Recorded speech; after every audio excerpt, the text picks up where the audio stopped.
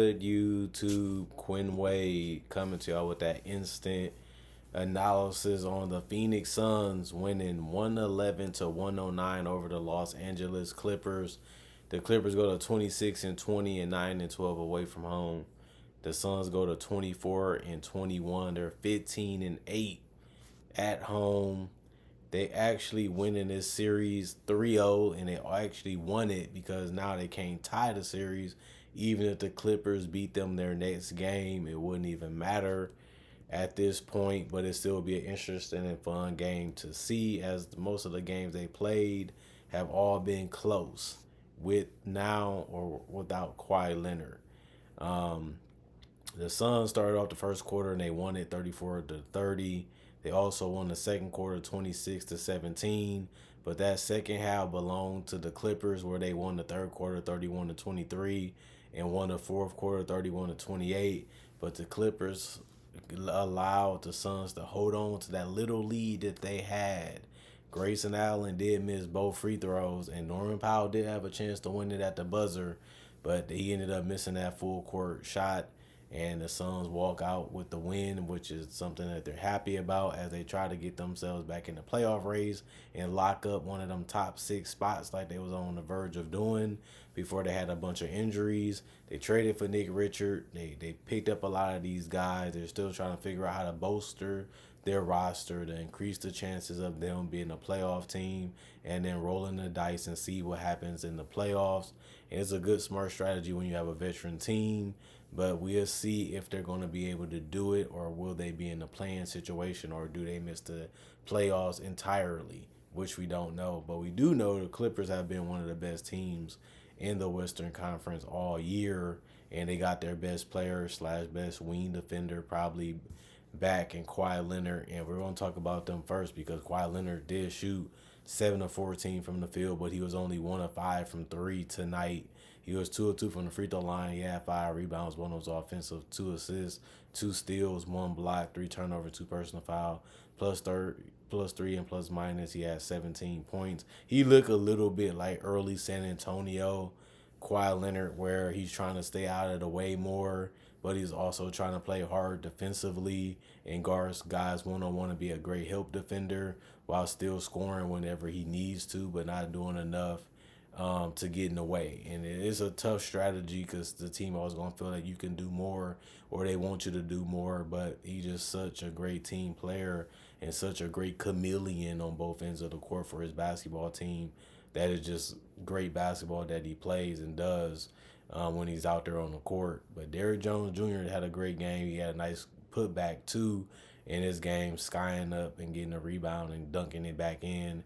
He finished 4 of 7 from the field, 1 of 3 from the three-point line, 3 of 4 from the free throw line. He did have 5 rebounds, 3 was offensive. He had 1 steal, 1 assist, 2 steals, 1 block. He was a plus 20 and plus minus. He had 12 points.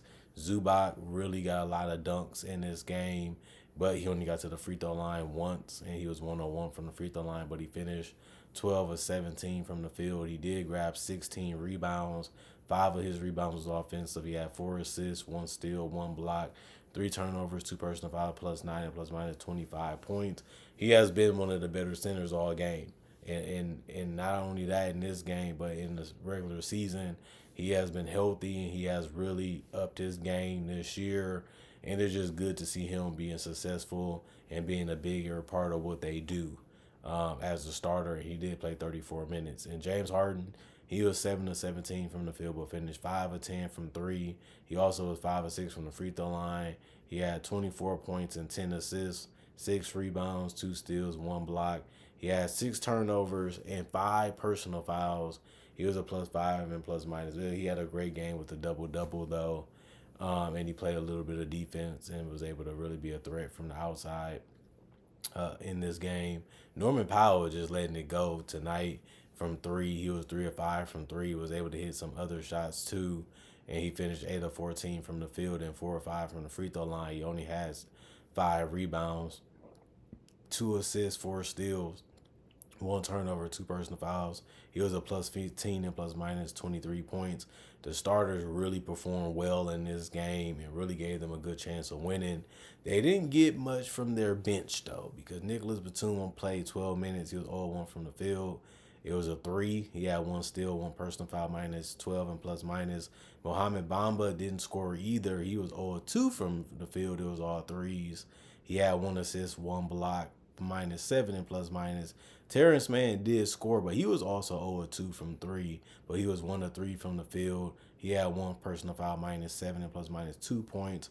Amir Coffey 2-5 from the field, 0-3 from three. He had 2 rebounds, one was offensive, one assist, one turnover, 2 personal fouls, minus 17 and plus minus 6 points. And Kevin Porter Jr., he was 0-3 from the field, and he was 0-1 from three. He did get 3 rebounds and 1 assist and 1 turnover, minus 19 and plus minus. None of them even came close to getting double figures in statistical category tonight. And Amir Coffey did play 34 minutes today, but he only had marginal numbers and marginal impact, just like the rest of the bench. But they still only lost this game by 2. The rest of the guys didn't play. Coach's decision. There was 41-83, 49% from the field, 10-32, 31% from three, 17-20, 85% from the free throw line, 42 rebounds, 22 assists, 12 steals, 5 blocks, 15 turnovers, 15 personal fouls, and 109 points. And the Phoenix Suns, they really played some tough basketball, especially offensively. They got some tough ones to go, but they're capable of making them, and they did tonight. Because Kevin Durant, he was able to create marginal to little separation, and he still was able to get the jump shots to fall where he fell, and he got 24 points tonight, plus 2 and plus minus 1 personal foul. He did have 5 turnovers. Like I said, it was tough for them out there, but they got it done. 2 steals, 5 assists, 4 rebounds, 2 of 2 from the free throw line, 4 of 8 from 3, 9 of 19 from the field. Royce O'Neal was 4 of 9 from the field and 3 of 8 from 3. He did have 2 rebounds and 4 steals, which was good to see. He was a minus 6 and plus minus, but he did get double figures with 11 points as a starter. Nick Richard was held more down and in check this game. They didn't really allow him to go off even with the rebounds. He was 3 of 7 from the field, 0 of 1 from 3. He had 7 rebounds, 3 of them was offensive, 1 block, 3 turnovers. He did have also 4 personal fouls. He also was minus 16 and plus minus with 6 points. He didn't have a dominant game like he had the other nights. They figured out how to stop him. They figured out how to make it tough on him in the interior, and they even kept him off the board. As a matter of fact, no player on the Suns had 10 rebounds tonight, which is something interesting because they still ended up winning this game. Tyus Jones has 17. Like I said, he should be scoring more. He should be doing more. If you're going to push the tempo, you got to look to score yourself, not just for your teammates, because it's easy opportunities that you're turning down and that he should be able to get for himself. And if he has a better shot, then you turn the shot down. And he understands that. I just want to see him take those floaters, take them jump shots, get to the basket, get to the free throw line. Although he didn't get to the free throw line tonight, he's very quick and very speedy, and he needs to continue to use that as much as he can to help his team put points on the board. He was 5 of 8 from 3, 6 of 10 from the field, 5 rebounds, 2 was offensive, 4 assists, 1 turnover, minus 6 and plus minus. Devin Booker, 26 points, minus 8 and plus minus, 5 personal fouls, 2 turnovers. 1 steal, 8 assists, 7 rebounds, 2 of them was offensive, 3 of 3 from the free throw line, 5 of 10 from 3, 9 of 21 from the field. I just love what he did today. Just turning down good shots, making shots that you have to make, making the right pass when you have the guys coming at you or trying to stay in front of you, or even when they come help, and then just making sure you read it the right way and make the right decision. So I like what Devin Booker did today. It'll get tougher the better you are, because now they gear their whole defense to getting you out of whack. And he understood that and came with the right approach and came with the right understanding of what he should do in those situations. But he did have those 5 personal fouls, and they needed him to stay on the court as much as they could, but he did play 39 minutes regardless. Mason Plumlee, 26 minutes for him off the bench. He was 0-1 from the field, 6 rebounds, 3 of them was offensive, 2 assists, 3 blocks, 2 turnovers, 5 personal foul, plus 22 and plus minus. Bradley Beal was only 3 of 8 from the field, but 1 of 5 from 3, which is tough to see and tough to watch. He was 2 of 2 from the free throw line, 2 rebounds, 1 was offensive, 4 assists, 2 steals, 4 turnovers, 2 personal foul, plus 10 and plus minus 9 points. Grayson Allen, 6 of 10 from the field, 4 of 7 from 3, 2 of 4 from the free throw line, 6 rebounds, 1 steal, 1 block, plus 12 and plus minus 18 points. He really had it going from 3. Like, he kept getting open, he kept knocking them down, but he also was able to get to the paint and rebound real well. And you like the fact that he got in the way for a couple of shots, and then ended up with a steal and a block. I like seeing that. He's one of their better players off the bench and has really been good staying out the way and still finding ways to put points on the board. The rest of the guys, and it was a lot of them that didn't play today because the coaches said, well, y'all healthy, but we don't need y'all tonight. 40 of 85, 47% from the field, 22 of 47, 46% from 3, 9 of 11, 81% from the free throw line, 39 rebounds, 23 assists, 10 steals, 5 blocks, 17 turnovers, and 17 personal fouls. And the Suns, they did what they had to do, and it was a little sloppy, it was a little tough, it was hard, but they got it done, and that's all you can really say, that that's what they needed and came here to do, and they got it done in an ugly way. And you got to give credit to the Clippers for fighting until the very end and not letting the Suns get up and run away with this game. And these teams are almost evenly matched. You can't go wrong with either one of these teams, especially when they're healthy. It makes up for a good matchup and a good game, especially because Kawhi Leonard is back and healthy. He can create his own shot and he can play off players too. Just give them another dynamic and another ability to, that they didn't really have on the court at that position. And it's just so much smoother and it's just more seamless with him on the court. And, Kevin Durant, him and Devin Booker, they're tough to guard. But Bradley Beal, he's been in a trade conversation and he's still showing you that he can get a bucket. He can still knock down shots by himself, or he can still play off the ball a little bit too. I think if he play off the ball better, like cutting and shooting threes and still getting out in transition, he will be really, really strong for this team. But, that's what you need to start in the spot for, to be able to do it more often.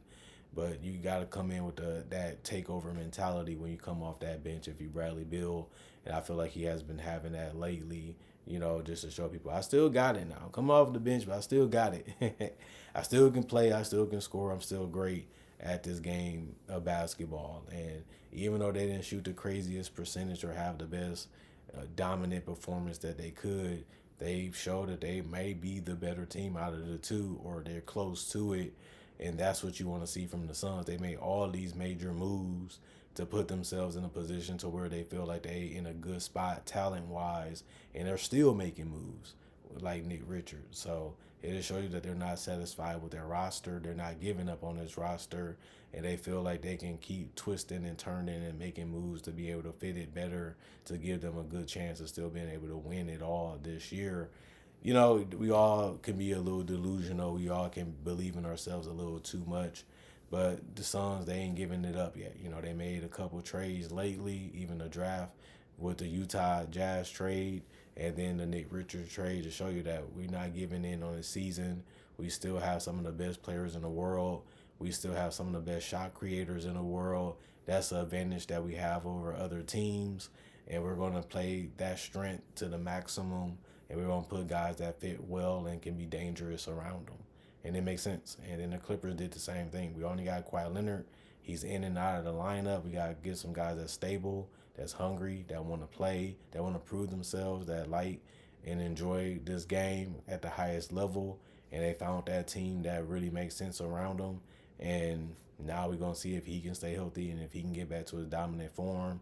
And if he can he be an elite role player and an elite defender in that role on both ends of the court. And that's all you can ask Kawhi Leonard to do as he gets his legs back, as he gets his strength back, and as he gets his knowledge for the game back, because the feel for the game comes back to you. The game is always changing. The game is always evolving because teams consistently change their rosters a lot. So it seems like you got to figure it out all over again each and every season. And he gets it because he's been in the league for a while. but it never always the same. You always got to look at the team different and play the team different. Injuries can make you feel that way too, because they always going to make the team different too when you play against them, depending on who's out there and who's not. But we get it. You know, we're veterans at this. We see the game different. We play it different. We think it different, and that's what makes us different as elite players. But other than that, comment, like, subscribe, share, hit the notification bell for more analysis. And if you're new to the channel, I do conversation videos on various different topics on my YouTube channel, and it's all about basketball and NBA. So if you're interested in that type of stuff, this is definitely a channel for you. But you're still on the fence, I do breakdowns too of real footage of legends, current legends, rookies, future stars. Also do draft coverage and mock drafts too. And if you still on the fence, I got over 3,000 videos that I already made and put out already on my channel for you to watch to see if you really enjoy this type of content that I do. Is a lot of different varieties and a lot of different ways to look at things and a lot of different ways to think, and it's just a fun channel for that. And it is very unique for that reason. That's why it's an analysis channel, the first analysis channel on YouTube, especially over the years. It's still the only one that you need when it comes to basketball. And thank y'all for appreciating and loving the content for what it is. Y'all love seeing what I make and watching what I make and listening to what I make because of the podcasts and the breakdowns. And I love making them and giving it to y'all for that reason. That's a 50-50. Why this channel is so successful and still working and still popular to this day. And I enjoy it just like y'all do too. Other than that, y'all stay blessed up. The weekdays are back here, back to the grind, back to work, back to school. And hopefully you guys are enjoying your life. Keep your head up in the dark moments and the tough times because they only last temporary. Even pain does too. So y'all stay blessed. And I'm going for now.